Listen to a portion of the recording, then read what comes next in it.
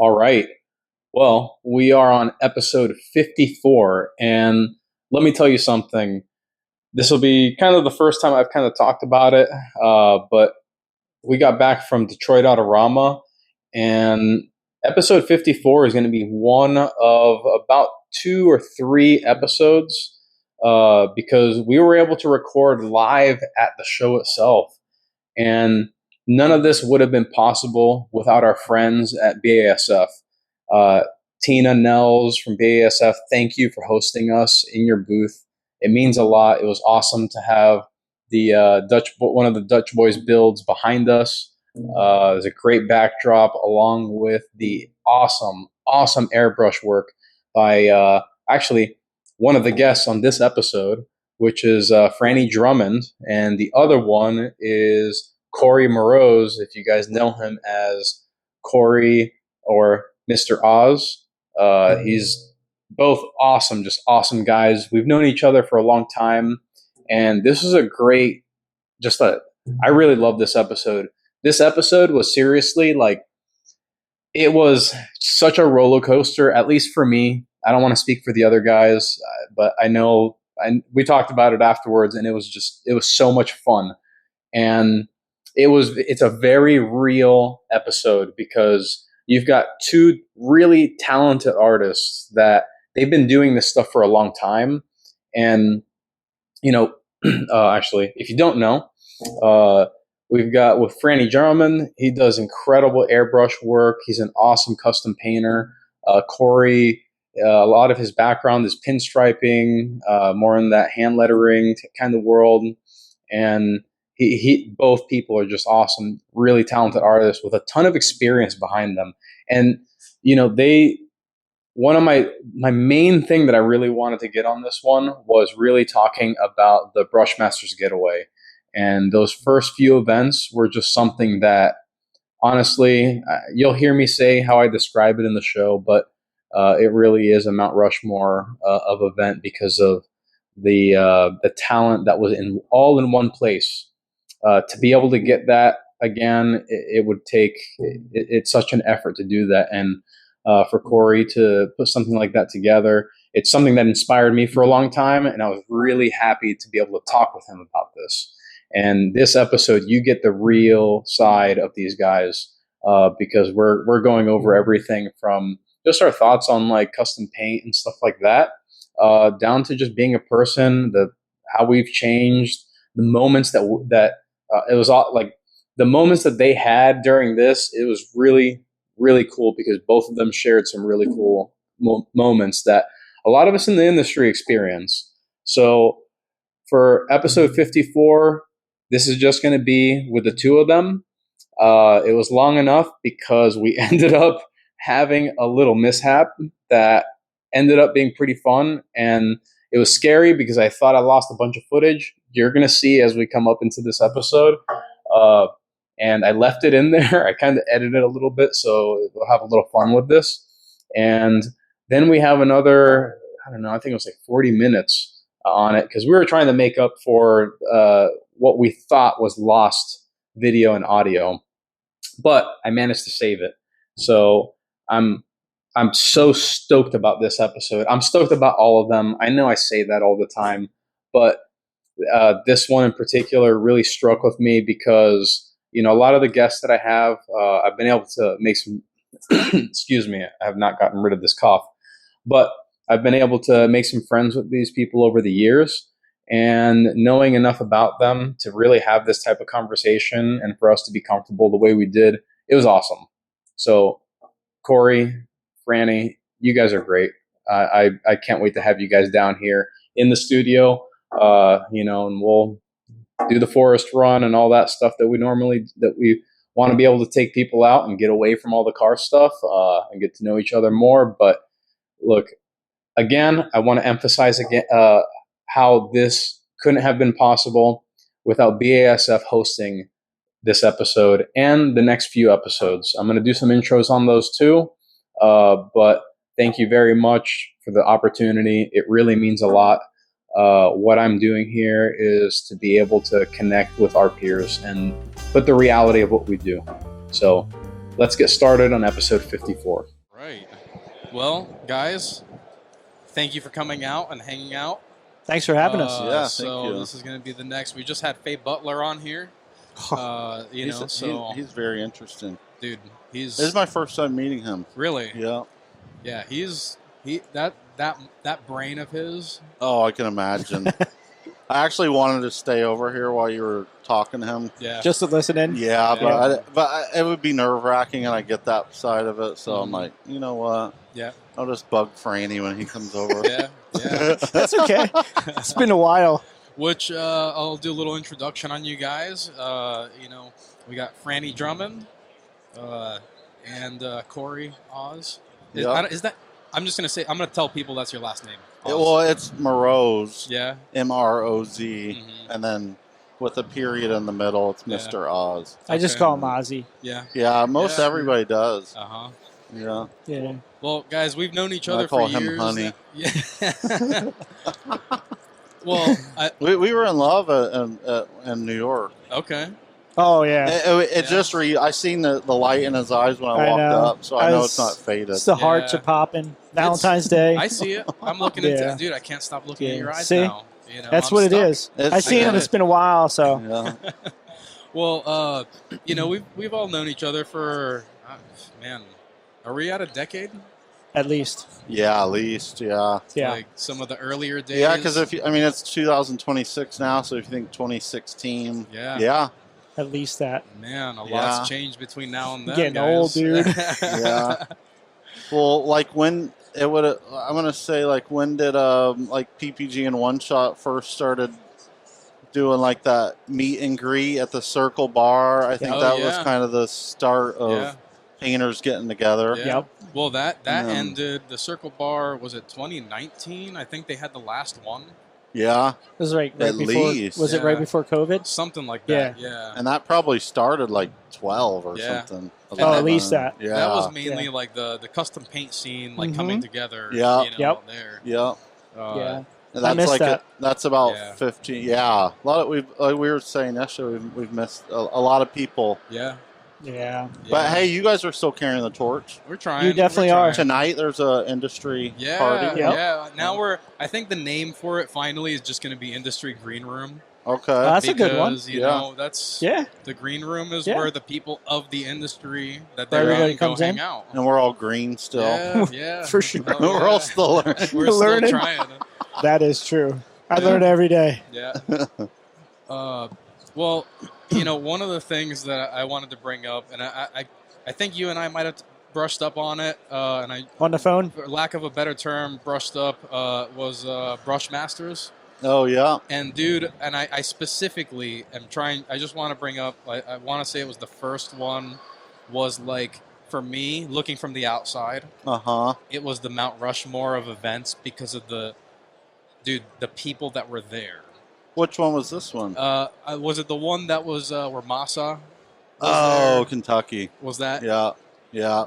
I think I was at the second one. Yeah, you were Colorado. Third one. Yeah, I agree.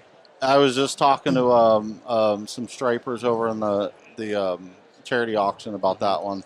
I don't know, something about that one that was like the energy. You know what? I that was a very thought out instructor list. Yeah. Because everything I thought out, even with like housing and stuff. Yeah. I never put like money into perspective. It was always like, who is this person gonna like for instance, like Massa, I thought had a similar personality and would mesh well with Darren McCaig. Because they're the very similar mindset. Styles. Yeah. So it, like every person everything was very thought out.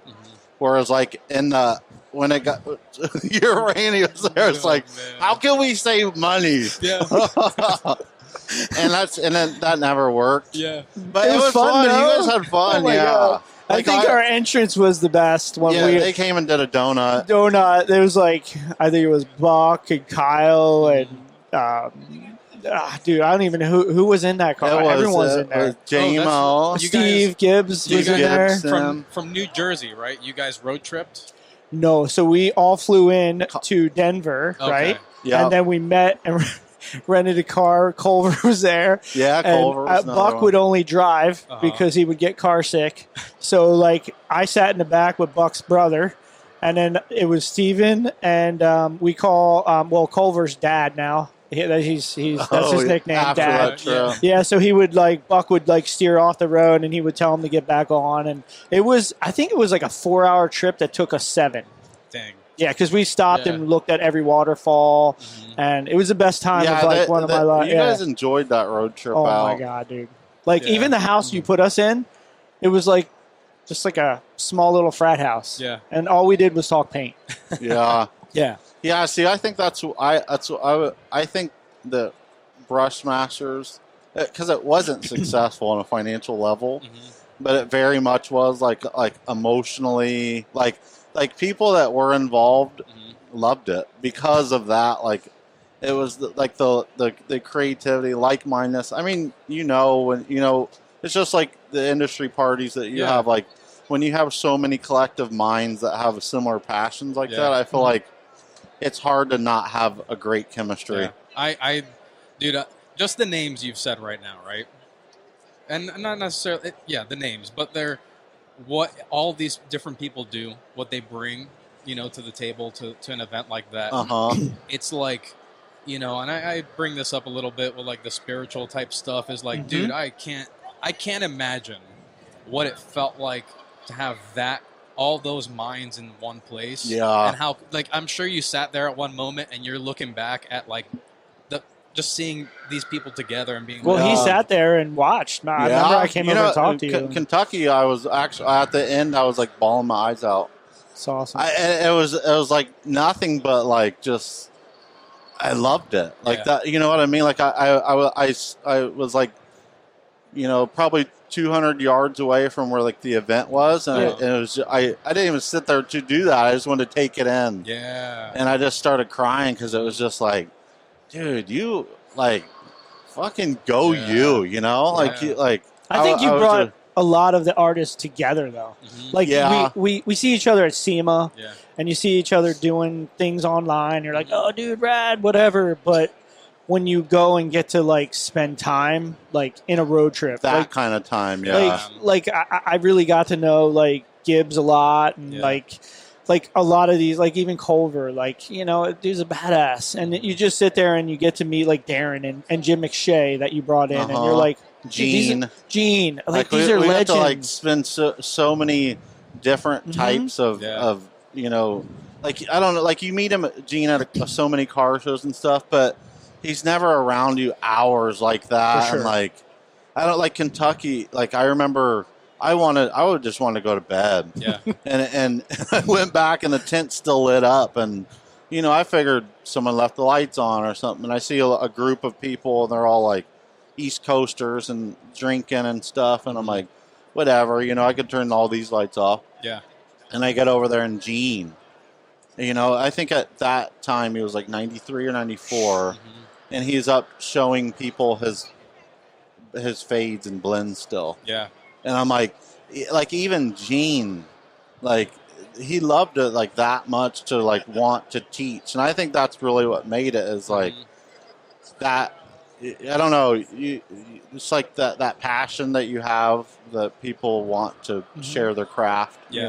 I love that. Though. I do too. Yeah. That's why I think it's such a small group. Yeah. Like, like everyone's got their own talent and different things that they can bring, and they're doing their own thing and their own styles. But then when you come to like something like Brushmasters or something that we all can kind of do it together and show, the next generation how to do it. Like, dude, that was like one of the best times. You say the next generation, but there was like obviously there were students there and stuff like that. So you had a lot of these younger people, and looking from the outside in, I'm sitting there, I'm like, holy shit, right? Yep. I'm taking that in, looking from social media and stuff. I wish I would. That's one of the things I wish I would have taken the time to do it, right? Yeah.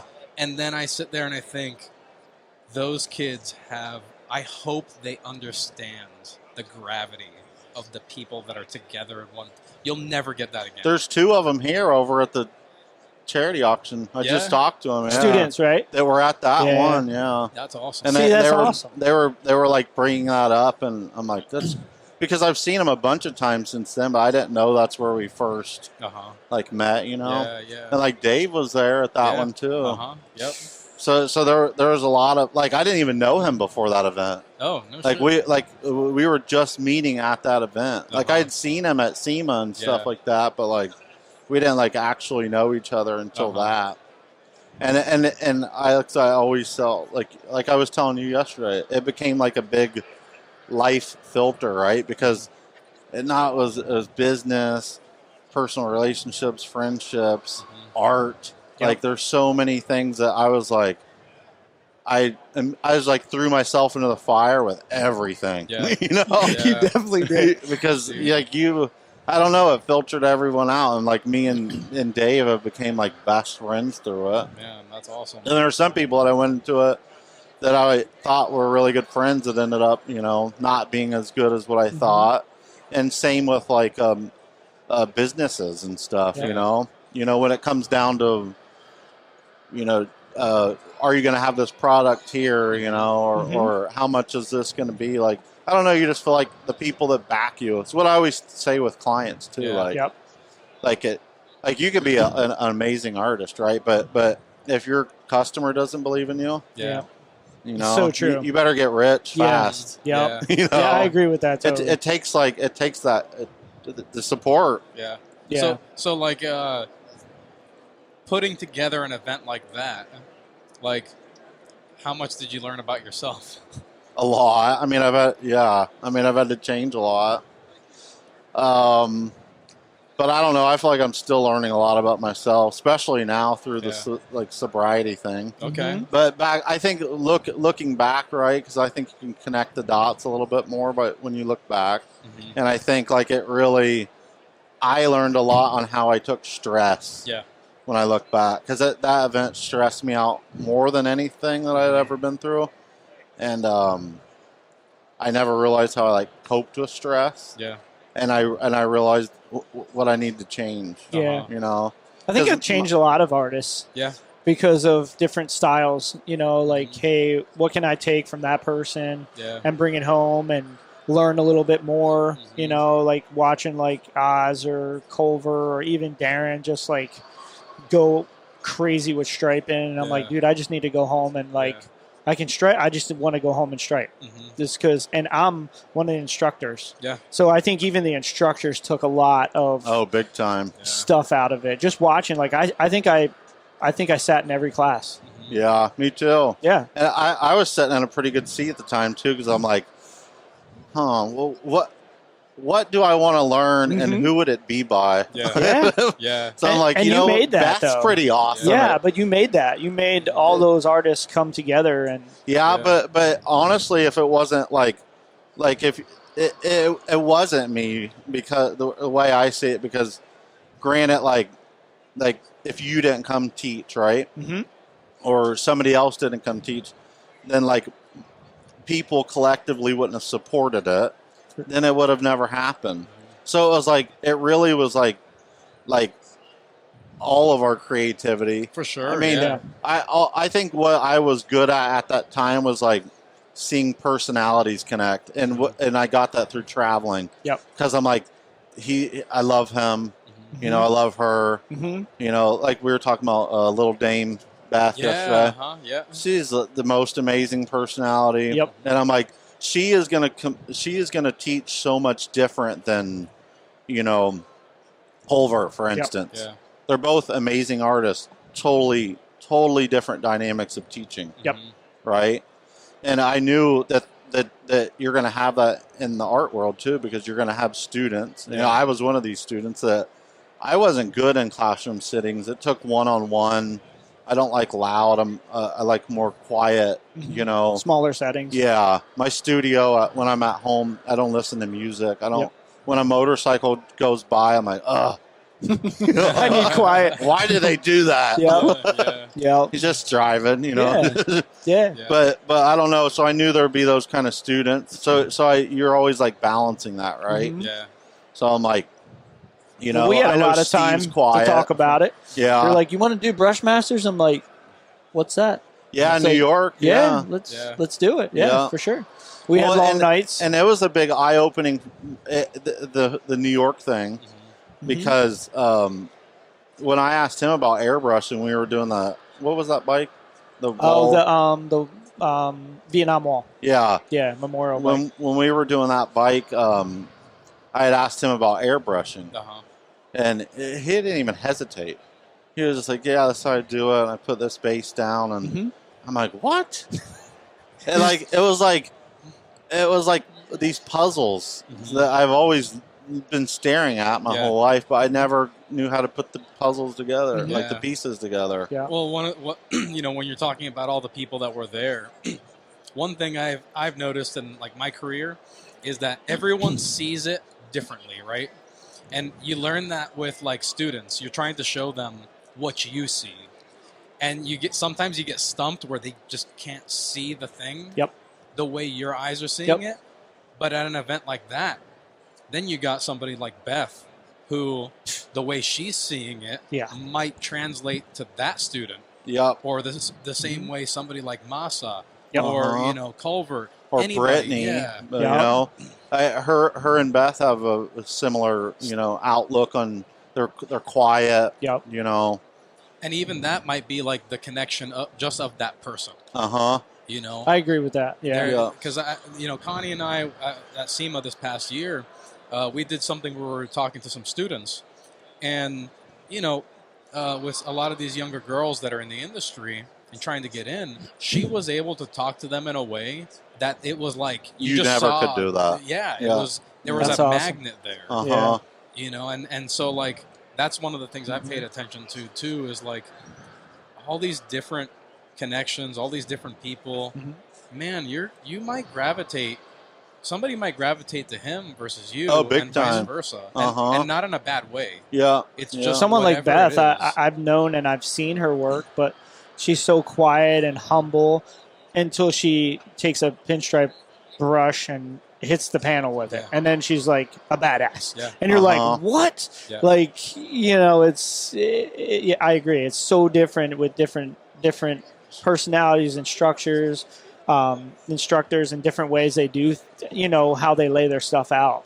Because I've learned so much just watching. That's why I sat, because I'm like, how can I not? I taught with Steve and Christian, and then we were the first ones, and I'm like, I'm not leaving. Like I'm watching every class. I mean, we watched Kyle, we watched everyone just do their thing, and we just jumped in and helped if we could. And it's just the way people approach different things, right? Like how they absorb Oz or someone else. Well, like, the other day when we talked, I think you mentioned something about there was somebody that, I don't know if it was that you learned something or vice versa, but it was like all of a sudden your process for this one thing went from like a 30-minute thing to like a 5-minute thing. Flea.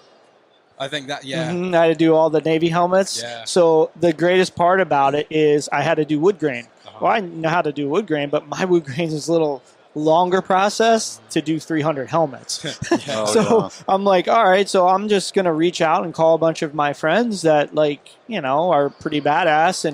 And I called Austin. I called like different people, and Flea's like, dude, this is how I do it. And boom, you're doing a curved surface too. So it was like, do you have a crew when you do all those, by the way?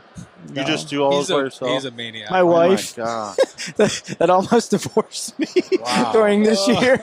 It was like close to 300 helmets at 5 hours, 5 hours a piece. And I'm like, where's the construction worker at? From prepping to it's a lot of work. But for me, I come from that military background, so I really wanted the 250 anniversary to be so special. Like if someone got that helmet, it's a collectible. Weren't there some of your goalie masks at the Olympics too? We had 3 of them. See, this guy, he's hitting it big time. Man. We didn't do USA, which would have been cool, but I did Sweden, Switzerland, and Czech. Okay. Wait, you didn't do any USA? No USA. Just all out of country? Yep.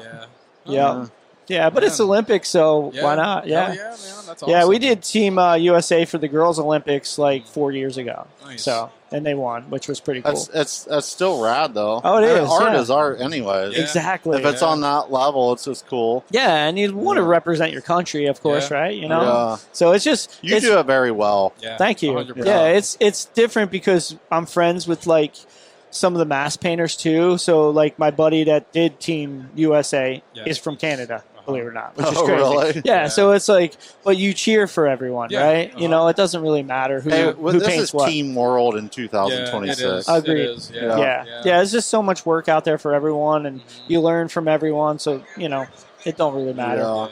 I've learned so much from him, and like we had a great relationship when that's why like we can just reconnect. Yeah, because we had such a great relationship when we were. For the couple months we were there, stuck in a hotel. He saw me at my lowest point. Yeah, that's no lie. If that was mentally my lowest point. Yeah. I made him stay. Yeah, I was gonna walk off. It's true. I did walk off. You did after he left. but he kept me there for another week or two. Dude, and the funny thing is I needed him, man. Like we were friends, and we needed. I know what he was going through, and.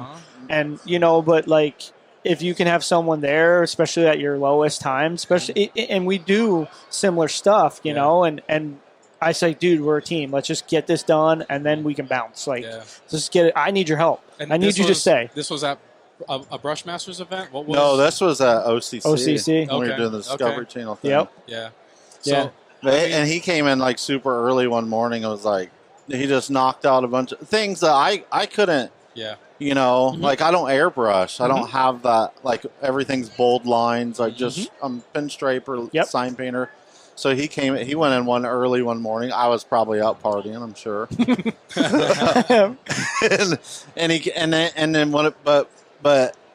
What it took those like few hours of him mapping it out. Yeah. And because like the hockey helmets and the football helmets and stuff. His process, he has a different mindset, and so he had like the map and all this stuff figured out. It was the Tradewinds bikes. Yeah. Oh, dude, we didn't even know how to do that. Me and him were like knocking our head against the wall. And sometimes you get that stuff, and they're like, it's weird. You're like, why? We got to make a map on a tank. And film purposes, they're like. Work on this one. Work on this one. Oh yeah. It flips. So it's like, wait, our brains are.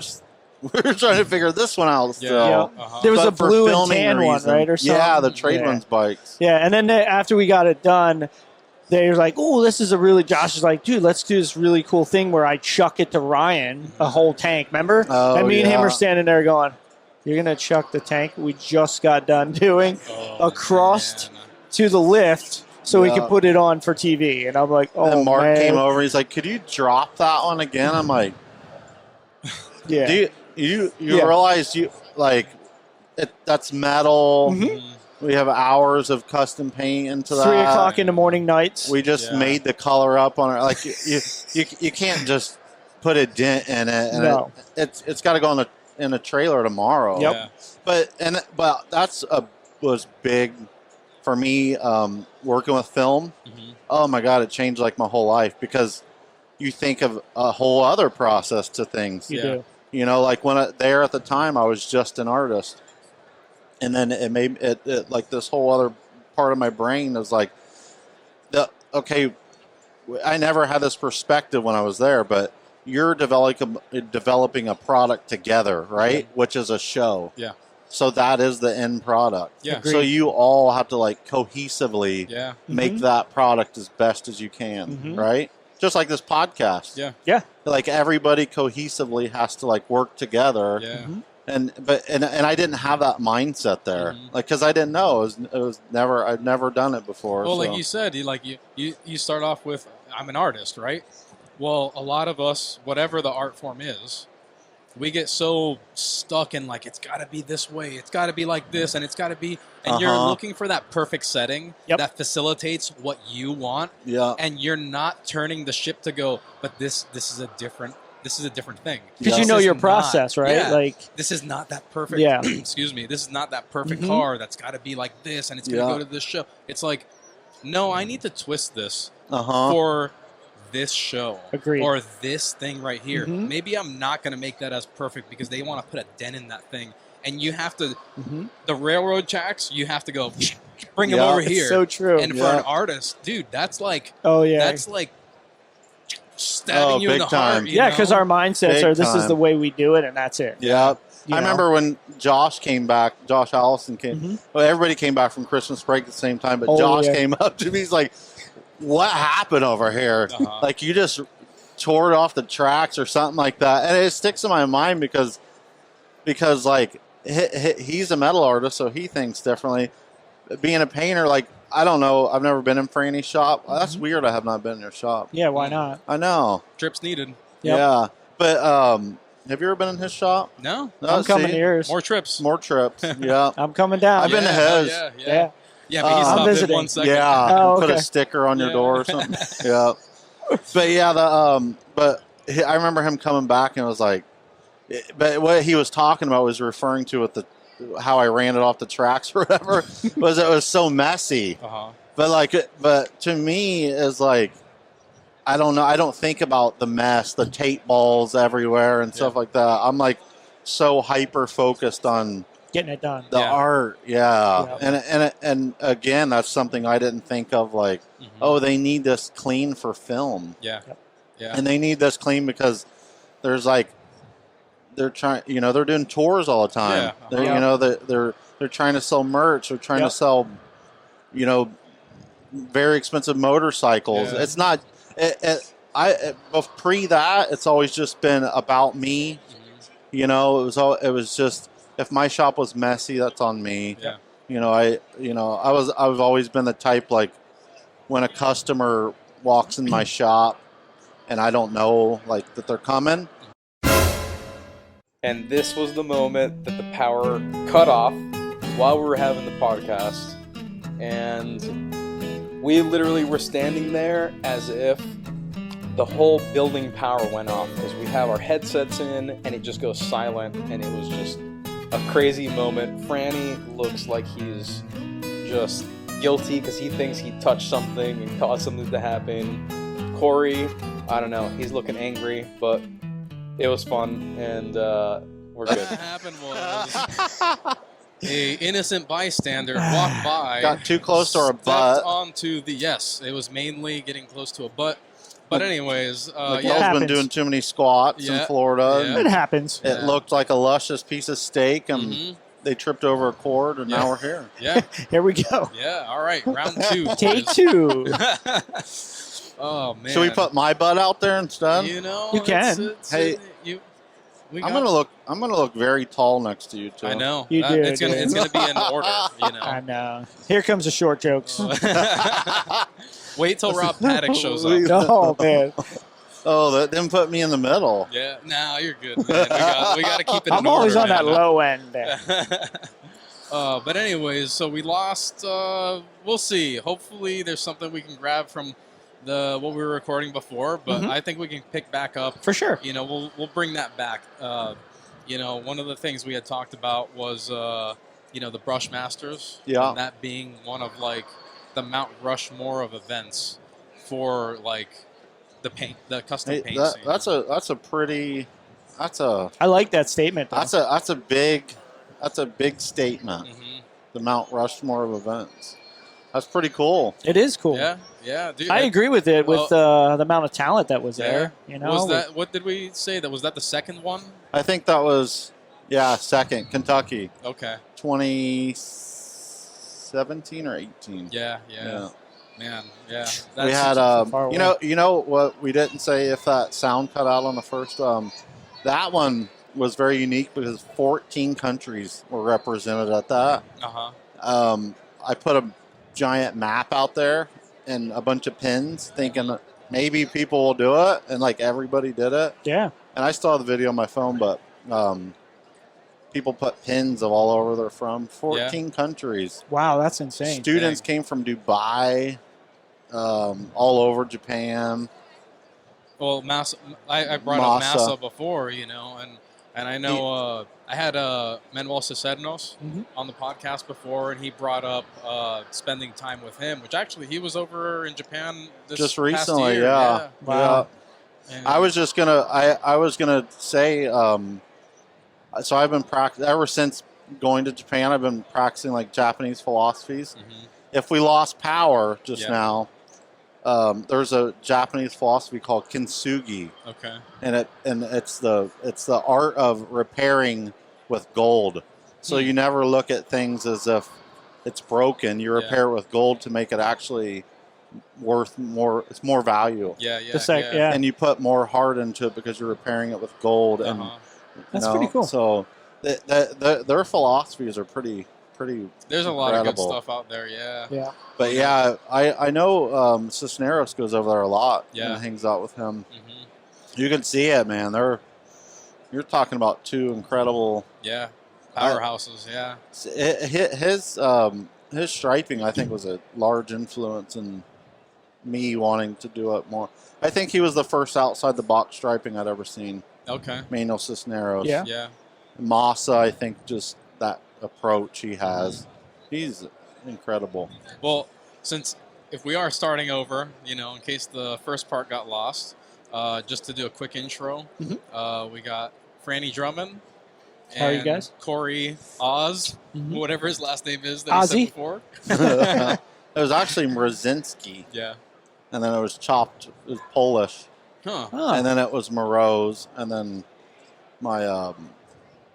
my grandpa was called Mr.OZ in the military. Okay. So he developed a speed shop. He mostly did transmissions, but in Indianapolis, Indiana, had Mr.OZ Speed Shop. Okay. And then my dad was called Mr.OZ in the Army. And then when I was like 16... See, I didn't even know that. Yeah. That's awesome. I actually started doing metal fabrication when I was like 14 years old. I put a sign in my parents' front yard. It was nice, too. I like landscaped it. And it was hand-painted. And, I put ornamental steelwork. But it was actually called Mr.OZ Ironworks because there was like Amish in my community a lot, and they did all the old school like heating up rod and twisting it and like old school ironwork. Yeah. And that's what I wanted to do. So that's actually how it all started. Dang. And then it became like by the time I was 16, 17, it developed into automotive. That's cool. You know, my buddy had a Bagg S10, and I'm like, that's it. You know. And after that, it was game over. And then later became like a full shop. You know, we did everything from chassis fab to body. Yeah. And then I realized the paint was really where it was at for me. And then striping became a thing because I wanted to travel. Yeah. So I knew I couldn't carry a paint booth around. Yeah. Or welders or anything. So I'm like, oh, I could still do and everyone this. needs striping. Yep. I went and did NHRA Hot Rod Reunion in Bowling Green, Kentucky. Dang. I worked at Woody's Hot Rods at the time, and I went. That was like my first show that I ever vended, and as a pinstriper. Okay. And I brought like my two friends from high school, and we went down, and I made like, I don't know, $5,000-$6,000 cash or something. Wow. And then I did Street Rod Nationals too that year. The striping. Dude, and it was game changer. Yeah. I'm like, I'm never walking into a shop again. Dang. In fact, I'm closing my shop. And I'm moving to Texas. Yeah. I wanted to go to California, but it was too expensive. Yeah. So I ended up in Texas, and then... I was just always an airbrush guy. Yeah. Painted surfboards in Cocoa Beach and... Yeah, that's right. You and I were talking. Yeah, went to art school in Miami. Same kind of thing. That's what you got. That's how it all started. That's it. Yeah, Really? I worked at Ron John Surf Shop painting T-shirts. Really? Oh yeah, dude. Really? Yeah, and same thing. Kind of just. So like you saw. Surfers didn't really have money, so I was like, dude, I'll paint a couple bikes and move back up north to where like I grew motorcycles or bicycles? up. Motorcycles. Oh, really? And moved up back north. So, like, because obviously we didn't have internet or anything, back then. So it was, like, really hard to, like, put your name out there unless you kind of got to pound the pavement. Moved back up. I was always a surf kid. And, started working at a sign shop. and then I kind of built my business, bought a house on a commercial property, and the same house now. Yep. Dang. I've been in business 27 years this year. Yeah, wow, that's awesome. Yeah. That's great. Yeah. How'd that art school help you? It did. I went for commercial art, so it was kind of great because it was international. So like you said, I had so many friends from different places. Like I'm going down to see a lot of them like this year, and a lot of them stayed in Florida, and you know, they're doing different things, maybe not art, but like, you know, the different styles. Like my one friend that was just, he could do anything, but he was amazing at portraits. He'd sit there in class and you're in like, you know, art history and you're falling asleep. Yeah. And he would just draw your portrait just like with your hand down. And he's like, here you go. And I'm like, really? Oh yeah, it's just so much talent from Trinidad, friends from Trinidad, and like, and I think what really it helped me grow as like an artist. They did have airbrushing there, which was kind of cool because I won an award at airbrushing. But like, it wasn't airbrushing was really not, you know, something that was like done a lot. You know, there was guys in Florida like Chris Cruz, and like I went and seen that was like really inspirational, and always followed Hot Dog, you know, you know, like guys like that. And I always loved automotive. So when I moved back up, I literally leached onto like this guy that was like an airbrush guy that did motorcycle tanks. And just inspiration, like sat there after work and just watched him. And his dad was an old body guy. And he would teach me, he's like, dude, you can't do that unless you learn this. And he would teach me, you know, like how to do the body work and how to feel it and what to do and, you know, use the metal work. And he's like, you do that first before you do that. You already know how to airbrush, but you need to know how to build your foundation first.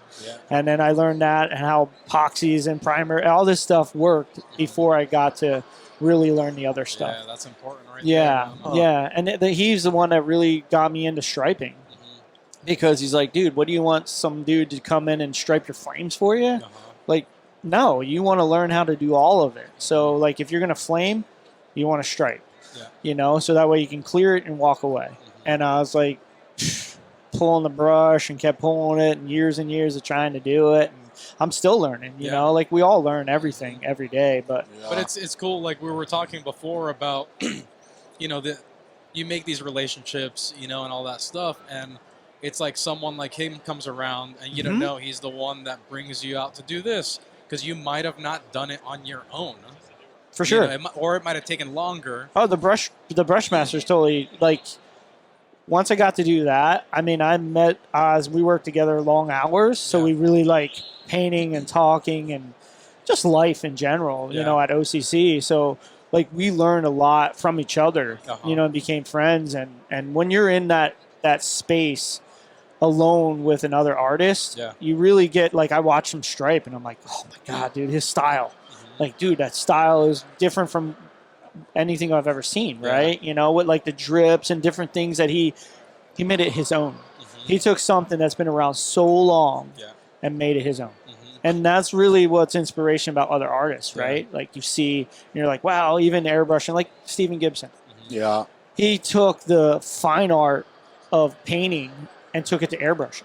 And you're like, well, you see all the cross hatches and stuff, and you're like, oh my goodness, like it's so realistic. It's so like, and just talking to him at Brushmasters. And he has a fine arts background. He does. That's why he takes his approach like that. Yeah, and it's something like that I never knew. I was always in like the structure of like the t-shirt painting and how to build color and how to make a portrait, and then he just changed the game.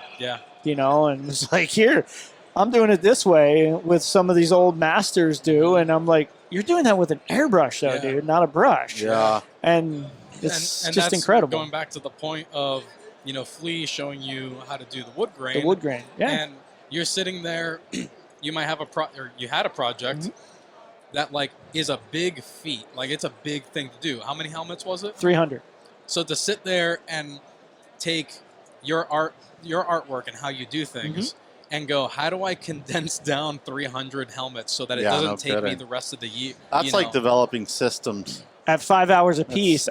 But that's also being smart as you get older, right? Oh, I'm sure. Because I'm like, oh, dude, I'm going to do this, and I'm going to be like, you know, I'm going to do all these helmets, and they're going to go out there and be on the field, but then I don't have a life.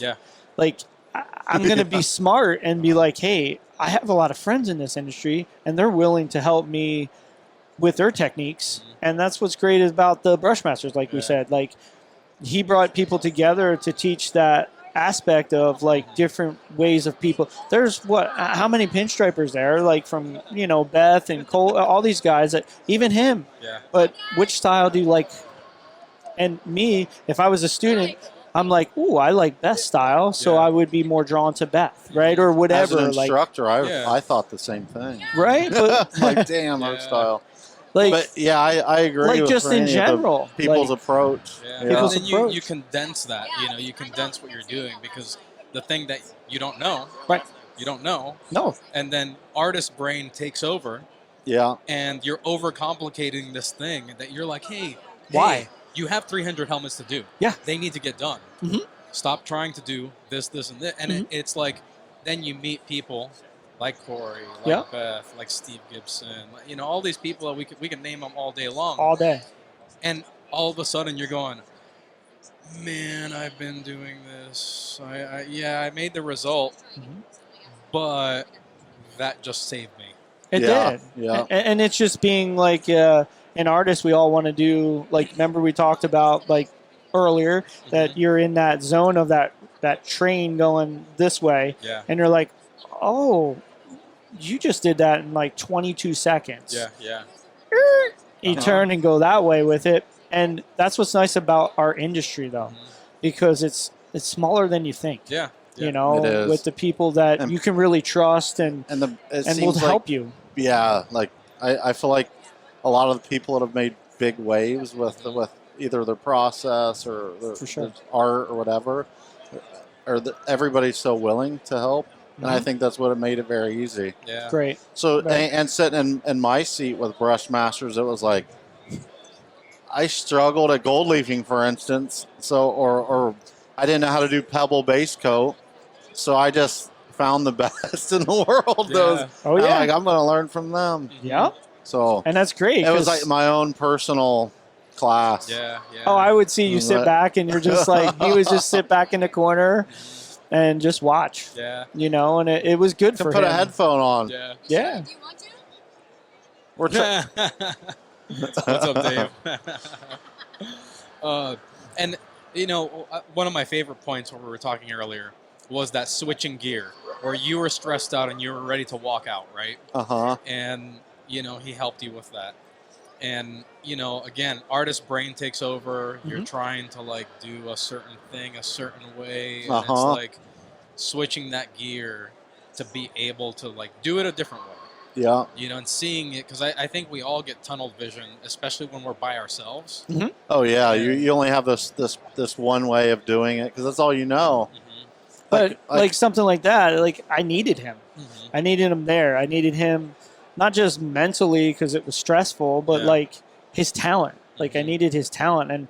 And sometimes, like, being in that spot, sometimes you don't realize that he had that talent, and you got to be like, dude, I need you. Like, I need you to be here with me, and let's just get this done, and then we'll bounce or we'll do whatever, you know? And so likewise, too, because like I said earlier, you know, he saw me at a very low point, like mentally low point in my life, because I was stressed out. I was not used to, like, you know, clocking in at 7 a.m. and because you have to be there for film. That's their job, you know. Yep. So, like, you cohesively have to put that product together. Yep. You have to do it 4 times. Yeah. So they can my brain 7 a.m. No, there's nothing.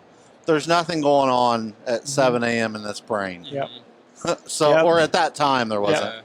And so when he wanted to, or when I wanted to, like, kind of quit and you know, he had to talk me into staying. Yeah. But when I wanted to quit and when I saw that he, like, showed up and you know, I was still in bed or whatever, he did all this airbrushing and basically mapped it out to how we were going to do these 2 motorcycles. These bikes had to match.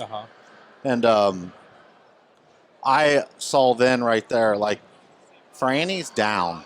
Like, so if I'm going to do Brushmasters again, because there's times when you're running all of it, like I have to make sure the porta potties are clean. I have to make sure the food trucks are there. Like, the people that own the property are happy. All the I have to make sure every single person's happy, because even when you put people in charge, everyone's all systems delegate. Okay, but when you delegate, you're still the source to go. So a lot of times with an event, you can delegate business all day long, but an event, it's right then, right there. Yeah, Sure. It's only those times. So you got to immediately put fires out everywhere. Yeah. Yep. And I knew going into it, if I was going to do it again, I have to have people like Franny that are going to, he's not going to come to me and say, oh, this airline has no PSI or you know what I mean? Or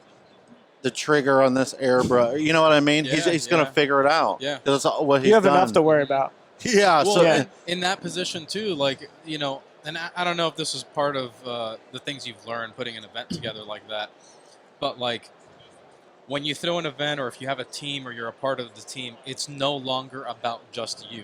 Oh, absolutely. Yeah. It's about every single person involved. Yeah. And a lot of, I mean, that's only 50%, because the other 50% are not there. Yeah. Yep. Because you have companies that send you all this product, and they're just as invested. They might be in Portugal, like in Dasa, and or in Ohio or whatever. Yep. They have a marketing team. They have, and they're all going to work every day to make sure their brand is showing up in a way that they want. Yeah. So we got to represent the brand. Everybody. Yeah. It's a lot. Yeah. So you really have to think about all that. Yeah. Or like food trucks. There are companies that they show up to serve food. Well, it's not just them. It's health codes. Yep. And it's city codes, and there's sanitation involved, and there's a lot of things involved when running an event. It was a big event, though. Yeah. It's like I said, it's like a life filter. Uh-huh. It teaches you a lot at once, and some things you want to learn. Like on the outside looking in, I wanted to learn like airbrushing from all the airbrush, him and Steve and Christian and Buck and all those guys. I wanted to learn like that, but instead I had to learn how to I know how to the fitting on a poop truck. Okay. I know how to do that now. Yeah, see? Like an event tent.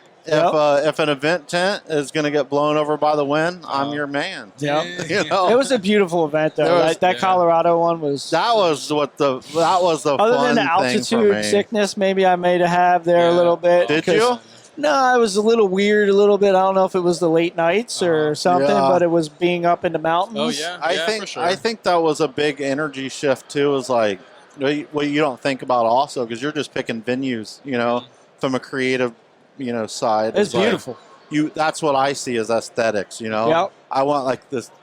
I want beautiful. Oh, dude, there was like horses Kentucky, running. When we were in stamping around Kentucky, you only said like 600 feet elevation versus Paonia was like, I think 8,000.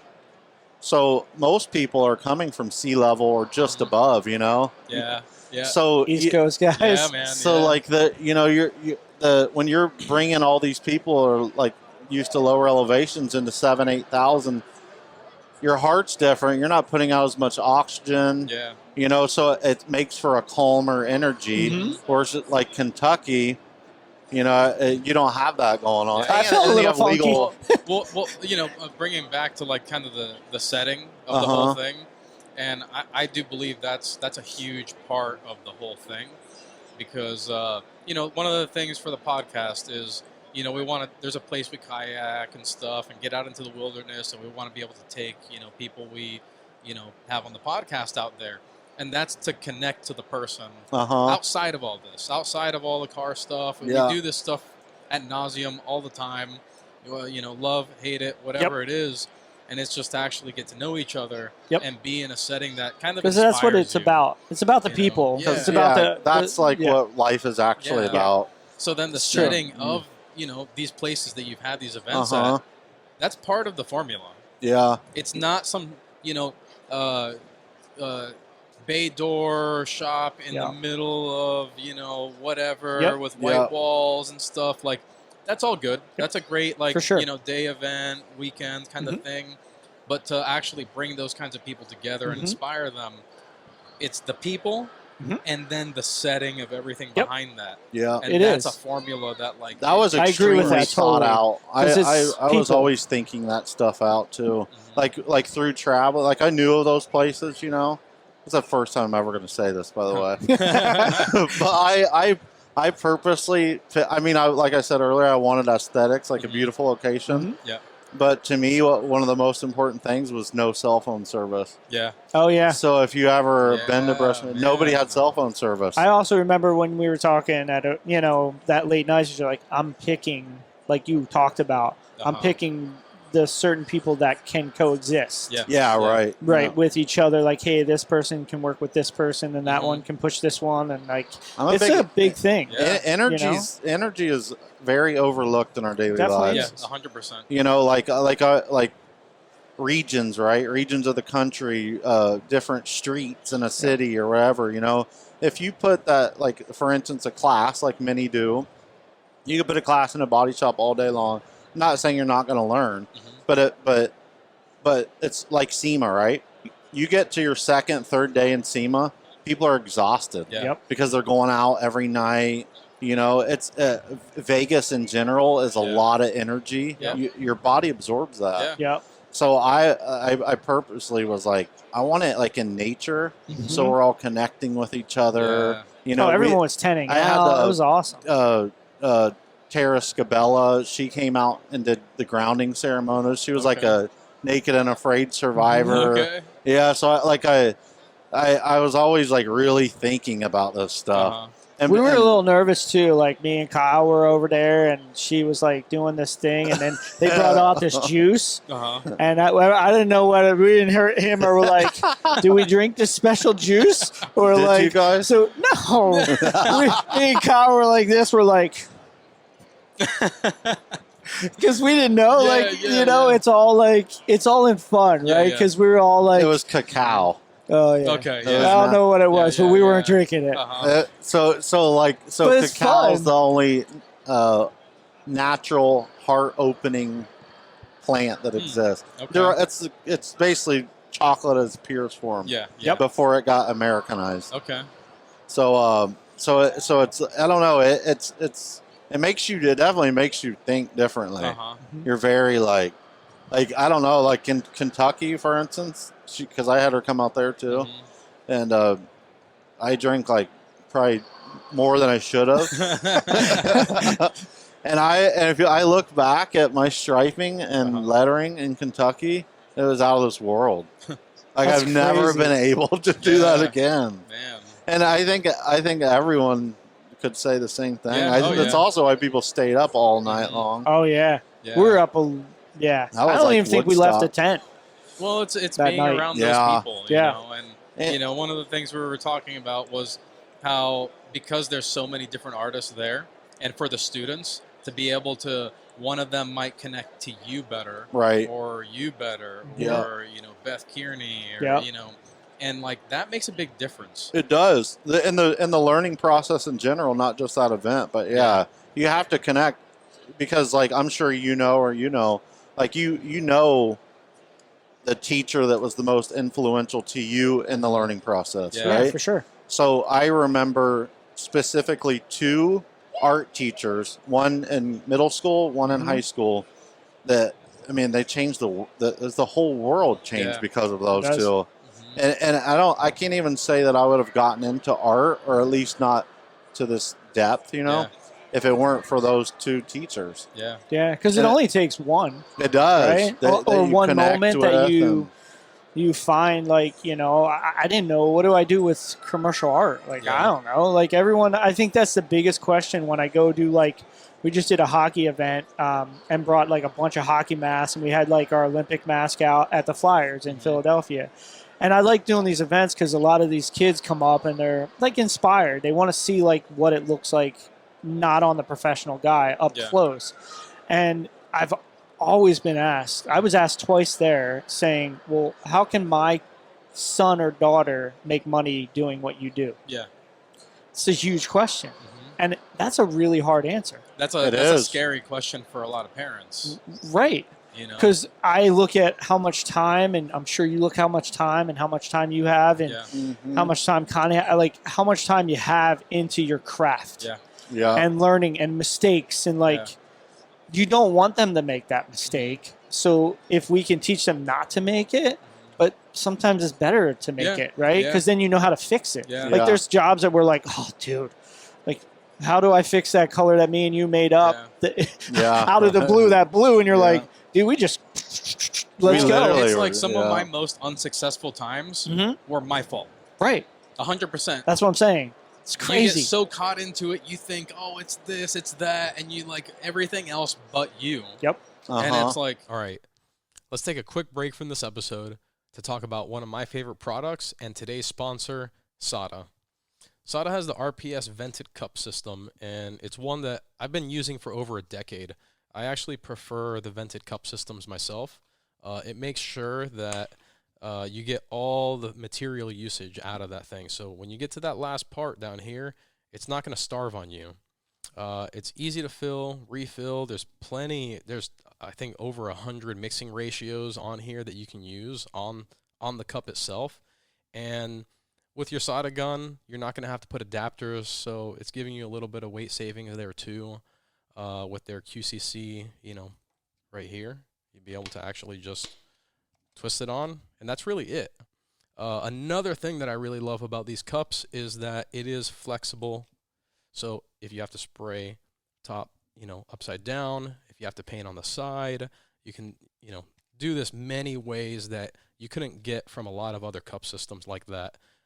So it's something that gives it a really great usage for all the different directions you might be spraying.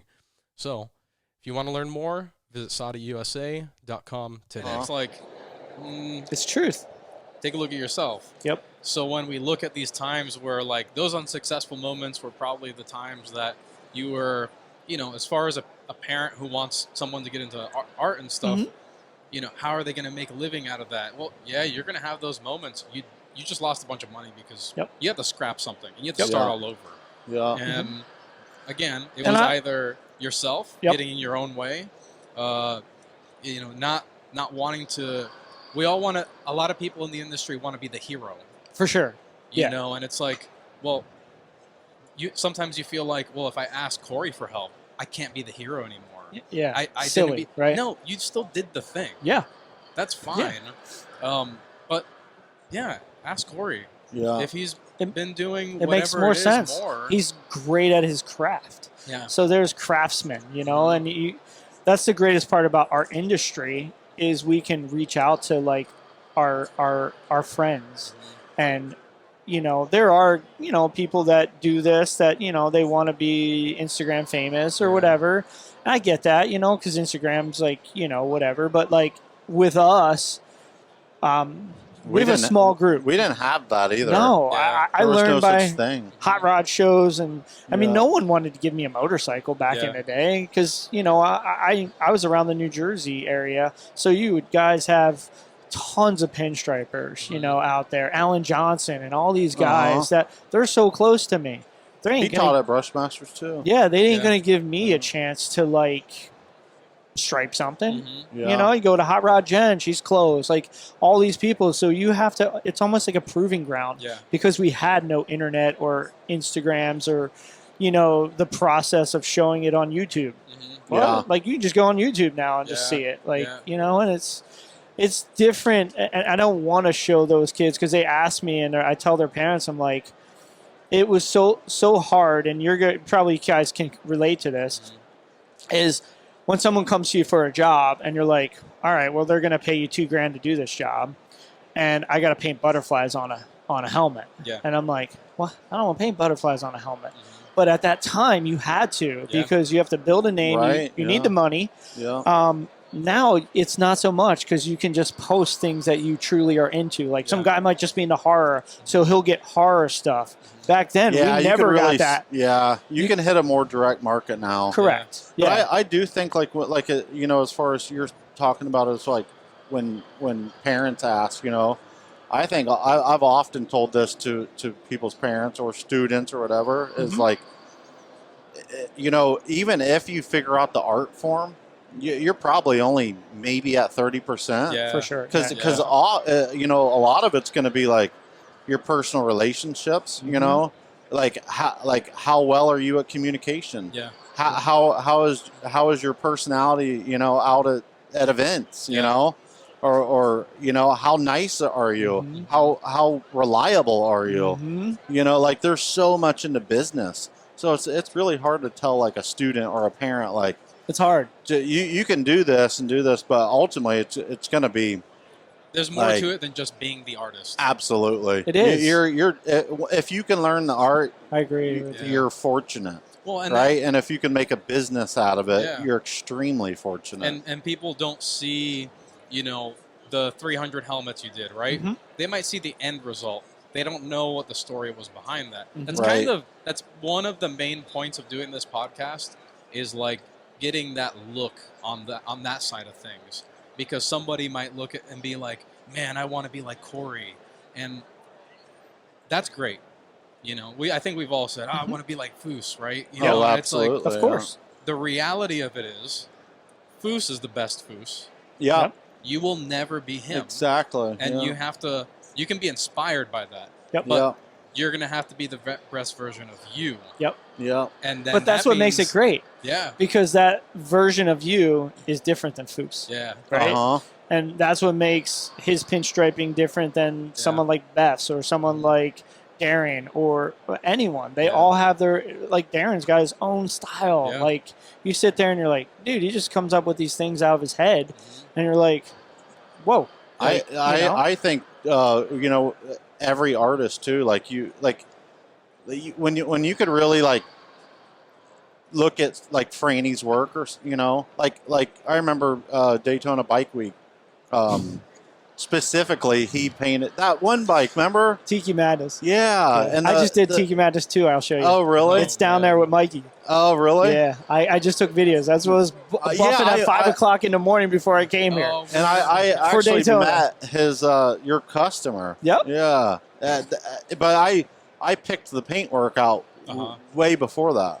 Dang. But like I feel like when you can reach that level, and that level is not just artistry, right? Nope. Because now you've already developed like a system in your head of like that bike, for instance. That is this bike we're talking about is crazy, right? But you could tell that it's Franny's approach to crazy. Yeah.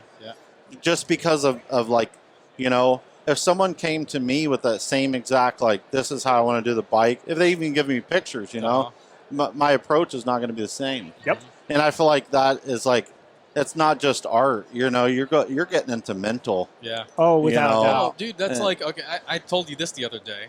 Maybe I told you this. I can't remember. But I've had multiple people come up to me for a motorcycle, and they bring out a picture. And guess whose picture they're bringing up is Kyle. Oh, really? Yeah. Oh, yeah. And they're he's got his style. I want to do something like, I want to do this. And my first question is, okay, that's what you want, right? Yeah. Then you're going to need to go to Kyle. Yes. Yeah. You love this style. You love this work, right? You have to go to him. You're not going to duplicate that. He has a process. He has a way of doing it that we've all seen it. It's for what he does, dude. It doesn't get much cleaner than that. No. He has a very systematic way of doing things. He's very unique. And like I've always often said too, like the artist eventually is going to show their personality through their art. Yeah. Kyle comes from the collision world. Yep. So he knew the chemicals, he knew all this stuff before the art, right? So his way is very systematic, right? It is. If a customer told you or told Franny or told me, how to do it. Our brains are not, all three of our brains are going to think completely different, right? 100%, yeah. I didn't come from a systematic approach, you know? Yeah. My brain's like crazy artist. Maybe I could, if I like meditated for I could never, my brain doesn't think the same. Yeah, yeah. And why would we want to do like somebody else, especially one of our friends? I mean, he's my bullet. You know, like I would never want to do the same. I would send him to Kyle. Yeah. Like, why would you want to? That's his style. It's like back in the day, I'd be like, Mike I could have LaValle, him out you know, here. like Mike would do these real flames. I was like, dude, that's all he does. And I'm like, yeah, because he's great at it. Yeah. Like, why would he? He's making money for his family. Yeah. Continue to do it. Yeah. Like, it's he amazing. probably loves and to do I it. don't want to disappoint you, Right. because you're showing me this big. This is what's going to make you happy, Yeah. right? For sure. He's the guy. Yeah. Yeah. Which, rest in peace, right? But Yeah, right. definitely. But what would, you know, with the Kyle thing, like, why would you want to, like, you're friends with Kyle. We're all friends with Kyle. So we respect his style. Yep. So everyone's got a style and a uniqueness and different things. You don't want to duplicate that, you know? Like, even if in my small little goalie mask world, I would get a goalie from another Are there team. other goalie mask painters that, like, can you see another goalie mask and be like, that's who painted that? 100%. Really? Yep. There's like 8 of us, and you know, Canada has a lot of them, of course, you know, but they would like I'm friends with all of them, like we are here, and we just respect each other. So like, if their goalie came to me and he got traded to us, I'm calling him. Yeah. I'm like, dude, hey, your guy came to me, and he's like, yeah, go ahead, do him. Or I have enough respect to go, I don't need that guy because that's his guy. Yeah. Like, and same with the Kyle thing is like, that's his style. He's worked so hard to get that. Yeah. Like, and it's badass. Like, that guy should go to him. Yeah. Right. Yeah. Like, and you're doing that person a favor. You know, For sure. that client is like, you know, you want to get this done. Usually they reached out to that person and they told them, okay, it's going to be 6 months. It's going to be a year before I can even get to you. Yeah. So they want to fast track it, True. thinking that they're going to come to you. Yep. And it's like, hey, I'm telling you. Yep. I think I'm a lot doing of you a that. favor. Yeah. Go to this guy. Yep. I think a lot of that comes with like age and years in the business too, because I mean, correct me if I'm wrong, but like when I was first starting out, I was willing just to take anything on. Yeah. And as I had more years in the industry, I'm like, no, I want to do my specific style, you know.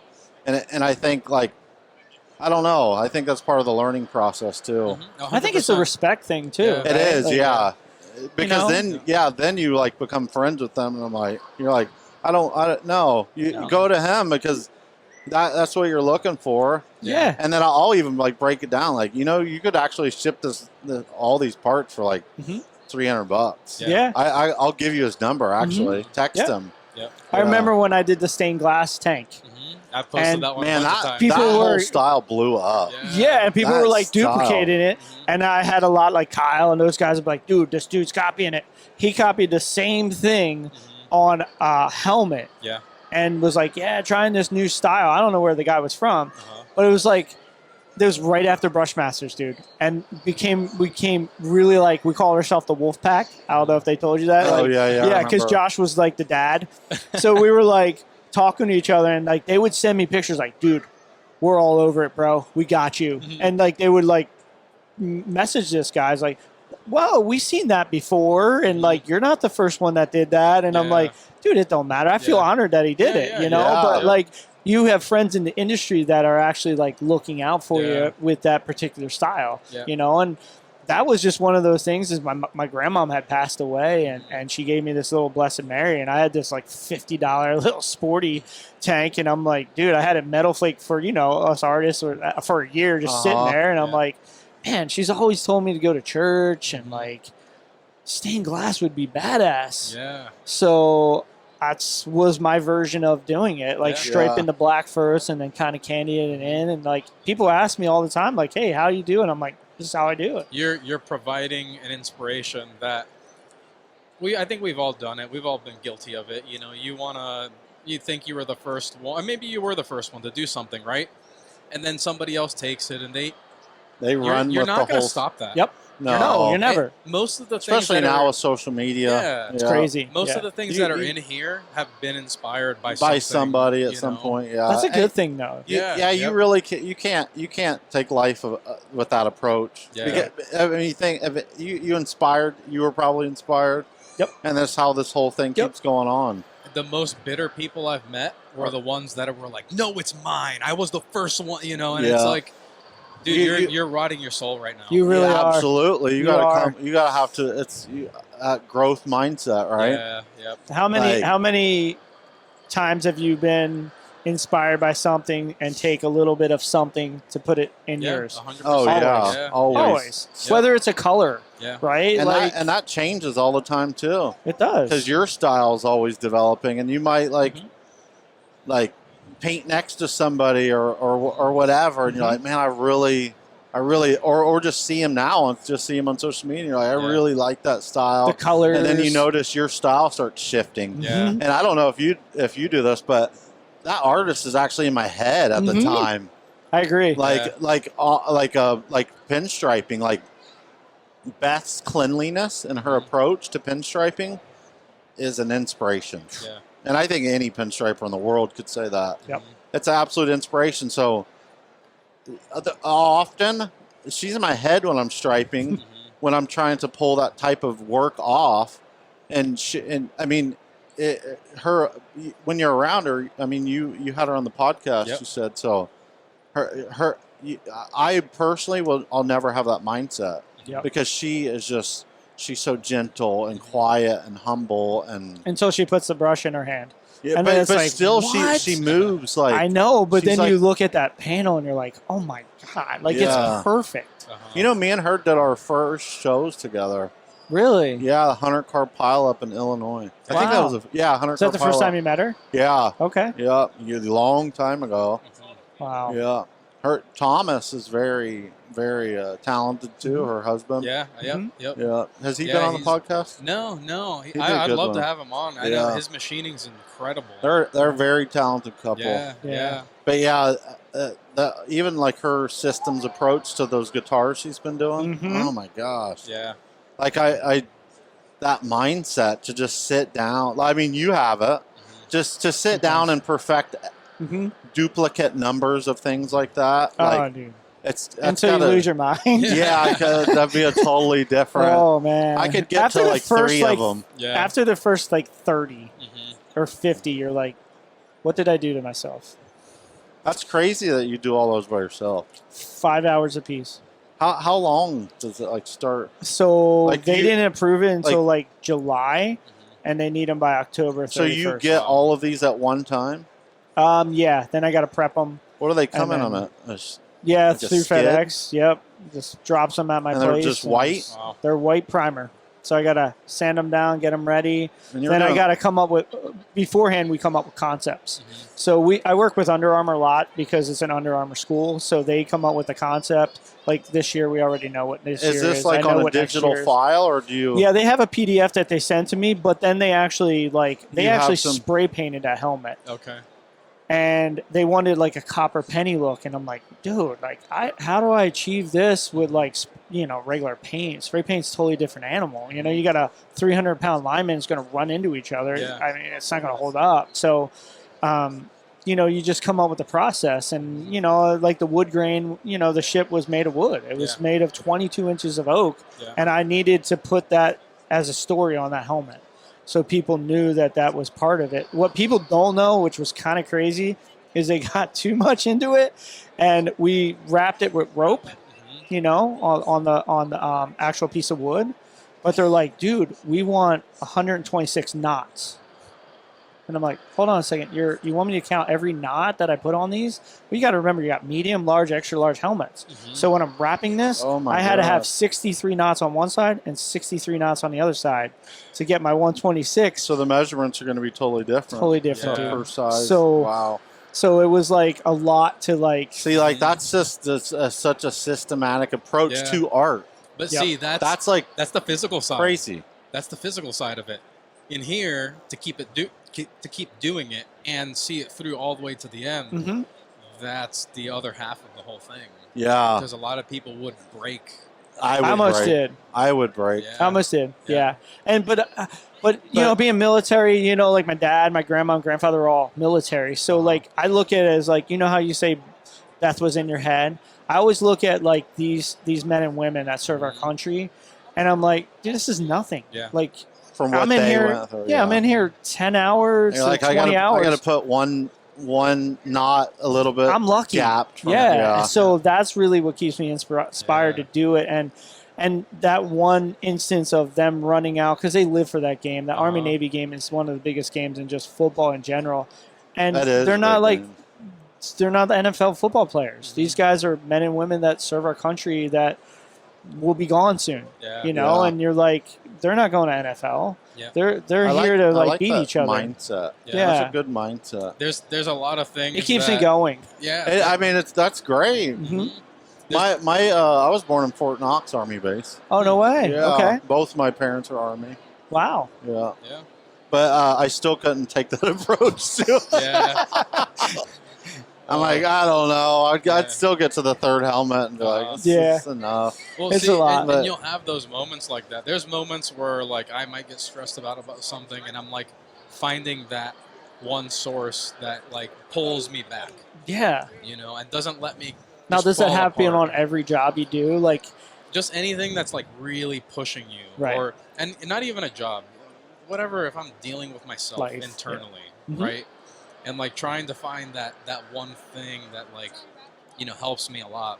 Mm-hmm. There's a lot of my friends, like you use the military, there's a lot of friends in the military that I'm just sitting there like, I'm complaining about this. Meanwhile, whatever it is, you know, whatever they went through, the nights that I've been with them dealing with PTSD or whatever all like of it. that. Yeah. And I'm sitting there like, just be grateful that you're here and you didn't have to deal with what they had to deal with. And that's still not to take away from whatever problem you're dealing with you know, because that's real. But it does help, right? Like that little bit helps in your head that you're like, hey, justify. It's not that bad. Yeah. Right? Like things could be worse. The amount of builders I've talked to here, that one of the first things that come out is, but there's this one, we wanted to tighten this up a little bit more. We wanted to do this. And I just sat there and I go, hey, the last guy I talked to said the same thing you just said. That's crazy, you know, because everybody has that same mindset, right? That they could do a better job. When you straight, you could. Oh, absolutely. That line, I don't know if I should have put that there. Coming up to see the car, the 64. Were you picking it apart? Oh, immediately. Yeah. See, I mean, even like when he sent me pictures when it first got here,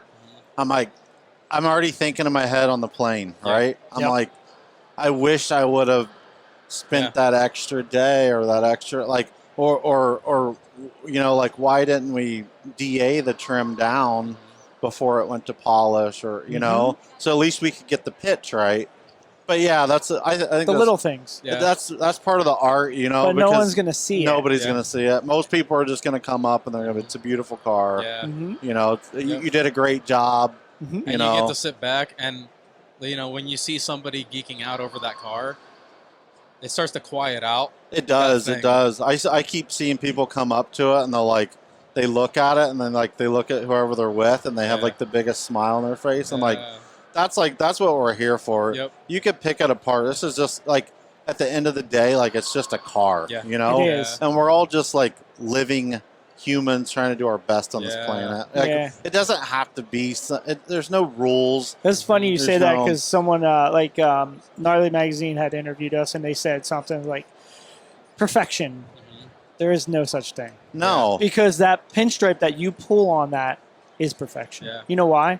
Because he did it. Because and if there's a bump or something, that's perfection. You know what? I think that's a good way to end this. Yeah, guys. Really? We'll see you at the green room tonight. Awesome. Sounds good. This was awesome. Thanks for having us. You guys don't know how much it means to me. It's a pleasure. Here. Always. Family, dude. Awesome. I hope you got the first sound bit too. We'll see. Yeah. If not, we made the most of it anyway. Hey, we did. We repaired it with gold. Yeah, see? Exactly. We'll see you tonight. Yeah, man. Sounds good. All right, guys. Thank you. One. Yeah. Well, we got another episode down. Hey, thanks for listening to the Automotive Artistry. My name's Miguel, and let me tell you something about this podcast. First off, I'm really into this industry. I love all the aspects from metalwork, TIG welding, body work, paint work. I do this stuff myself for a living. I've been doing it for 23 plus years, at least at this moment, and this is stuff that I do every day. I'm really into it, and it's something that I think if you're listening to this, you probably are too. Maybe a couple aspects, maybe a lot of the same aspects that I'm into, but it really doesn't matter to me, whether it's lowrider graphics on custom paintwork down to metal-shaped parts, fabricated, custom panels, all like it really doesn't matter. That stuff really interests me. So the people that I have on this podcast, that's what they do. So some of them might cover certain aspects, but either way, every episode is going to be a little bit different. So, but I'm also very interested in the people behind the work that we do. So I really want you to get the perspective of what it takes to be someone who's been 20, 30 plus years in the industry and to be as successful as some of the people that are on the podcast. And throughout the success that they have, you're going to hear the stories of struggle. You're going to hear there's so much stuff between every single person. So even though you see someone, maybe it's someone who's been on the TV, maybe someone that you see that's got, just real popular on Instagram or whatever it is, you're going to see that this person's really a person and that they go through their struggles and that it's taken X amount of time for them to get to where they are today. And it doesn't have to be somebody who's really, 20 plus years in the industry. I've had guests on here who are 5 years, and you hear their story and how they're going along. So that's really the point of the podcast. I really want people to get to understand some of these aspects, and even down to we get pretty technical sometimes. My podcast is not about being ultra technical every single time, but I want it to be very relatable to the people that are watching and listening. Look, if you want to support the podcast, there's a couple ways that right now that we have. You can check out aworkingclass.bigcartel.com, and you can find some of our merchandise on there. Right now, it's some products from our old branding, but either way, any of that helps. Doing this podcast, building a studio, it takes a lot. So if you want to help support, check out our website. And the other thing that helps out a lot, if this episode spoke out to you, if you could share it, that makes such a big difference. Look, I'm not trying to make clickbait titles or anything. I'm trying to bring real world experience down from the automotive side.